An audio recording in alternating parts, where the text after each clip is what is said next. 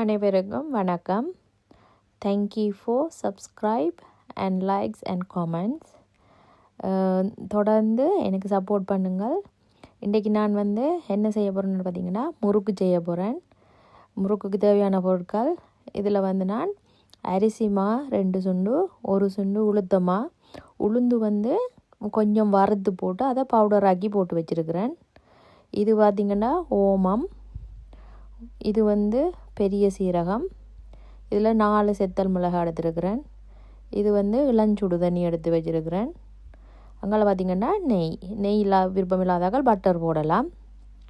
இப்போ என்ன செய்ய போகிறேன்னு சொன்னால் மா குழைக்கிறதுக்கு முன்னுக்கு இந்த செத்தல் மிளகாயையும் பெரிய சீரகத்தையும் ஓமத்தையும் போட்டு கொண்டா இடிச்செடுக்கணும். இல்லைன்னா நீங்கள் அரைச்சும் எடுக்கலாம். மிக்ஸி ஜாரில் போட்டு அரைச்சி எடுங்க. ஆனால் நான் இடித்து தான் எடுக்க போகிறேன். சின்ன ஒரு உரலுக்குள்ளே போட்டு இதை இப்போ இடித்து பவுடர் ஆக்கி எடுக்க போகிறேன். இப்போ பார்த்திங்கன்னா இது பவுடர் ஆக்கி எடுத்தாச்சு. தேவையான அளவு உப்பும் சேர்த்துக்கொள்ளுங்க. உப்பும் சேர்த்து எல்லாத்தையும் ஒன்றா போட்டு கலந்து நாங்கள் இப்போ முறுக்கு மாவை ரெடி பண்ணுவோம். இப்போ இதுக்குள்ளே போட போகிறேன். போட்டாச்சு. தேவையான அளவு உப்பு போட போகிறேன். ஓகே,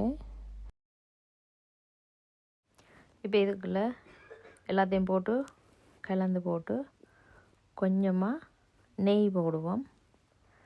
நெய் போட்டுட்டு அதுக்கப்புறமா தான் தண்ணி விட்டு குழைக்க போகிறோம். முதல்ல நெய்யை போடுவோம். நெய்யை போட்டாச்சு. இப்போ இந்த இளம் சுடு தண்ணியை இதுக்குள்ளே விட போகிறேன். கொஞ்சம் கொஞ்சமாக விட்டு குழைக்கணும். இல்லைண்டா இப்போ மா தண்ணியாக போயிடும். ஸோ கொஞ்சம் தண்ணியாக நீங்கள் விட்டு குழைக்கணும்.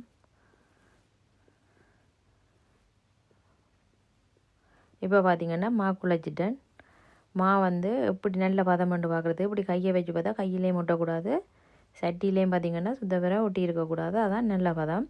அப்போ தான் அந்த முறுக்கு உரலுக்குள்ளே வச்சு புளியும் போது உருடாமல் ஒட்டாமல் வடிவாக புளிபடும். ஸோ இப்போ மா ரெடி ஆச்சுது.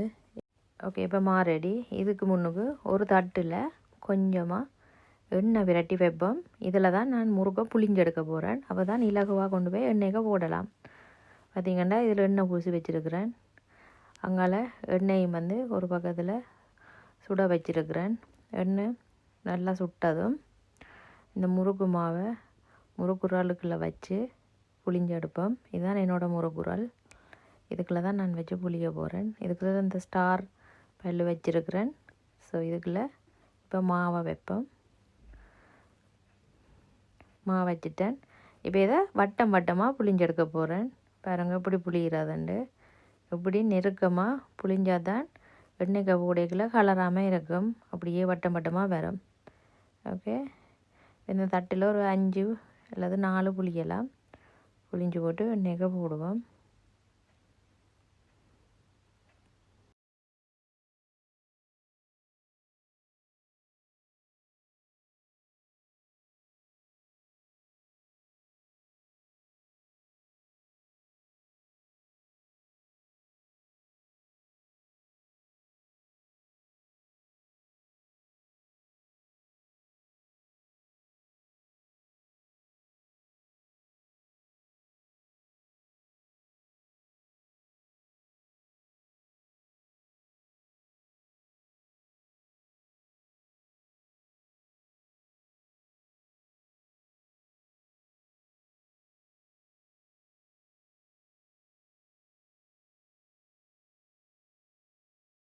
இப்போ பார்த்திங்கன்னா எண்ணெய் சூடாக இருக்குது.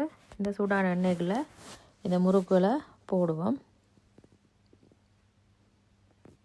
மெதுவாக ஒரு தடி அல்லது குச்சியை வச்சு அதை இழுத்ததில் போடுங்க. அப்படியே வட்டமாகவே இருந்தால் அழகாக இருக்கும் பார்க்குறதுக்கு.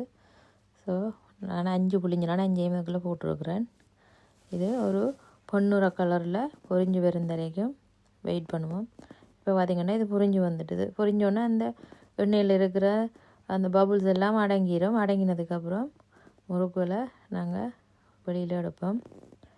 பார்த்திங்கன்னா இப்போ நல்லா முறுமுறுப்பான முறுக்கு ரெடி ஆகி கொண்டு இருக்குது. வாங்க.